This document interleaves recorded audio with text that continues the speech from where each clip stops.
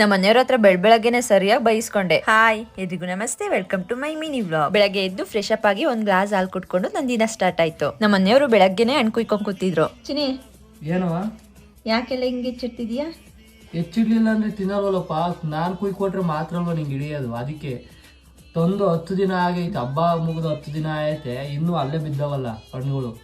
ಹೆಚ್ಚಿಕೊಟ್ರೆ ಅಷ್ಟೇ ನಡೆಯೋದು ನಿಂಗೆ. ಇವತ್ತು ಹೆಚ್ಚಿಟ್ಟೀನಿ, ತಿಂದಲೇ ಇದ್ದಾಗ ಇರೋದು ನಿನಗೆ, ಅವಾಗ ಐತಿ ನಿನಗೆ. ಏನ್ ಮಾಡ್ತೀಯಪ್ಪ?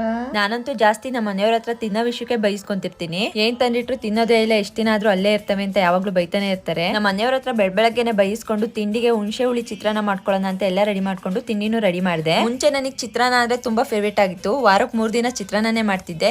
ಇವಾಗ ಏನಕ್ಕೋ ಗೊತ್ತಿಲ್ಲ, ಅದನ್ನ ತಿನ್ನೋಕೆ ಆಗಲ್ಲ. ತಿಂಡಿ ಎಲ್ಲ ಮುಗಿಸ್ಕೊಂಡು ಸ್ವಲ್ಪ ಪಾತ್ರೆ ಇದ್ದು ಅವನ್ನೆಲ್ಲ ತೊಳೆದು ಹಾಗೆ ಅಡ್ಗೆ ಮನೆ ಕ್ಲೀನ್ ಮಾಡ್ಕೊಂಡು ಹಾಗೆ ಸ್ವಲ್ಪ ಹಾಲಿತ್ತು ಅದನ್ನು ಕಾಯಿಸ್ಕೊಂಡೆ. ಸಂಜೆ ಆಗಿ ಫ್ರೆಶ್ ಅಪ್ ಆಗಿ ಬಂದು ಪೂಜೆ ಸಹ ಮುಗಿಸ್ದೆ. ಅಷ್ಟರಲ್ಲಿ ನಮ್ಮ ಮನೆಯವ್ರು ಬಂದ್ರು. ಟೌನ್ ಒಳಗಡೆ ಹೋಗೋಣ ಅಂತ ಓಟ್ವಿ. ಅಷ್ಟರಲ್ಲಿ ಸೋನೆ ಸ್ಟಾರ್ಟ್ ಆಯ್ತು.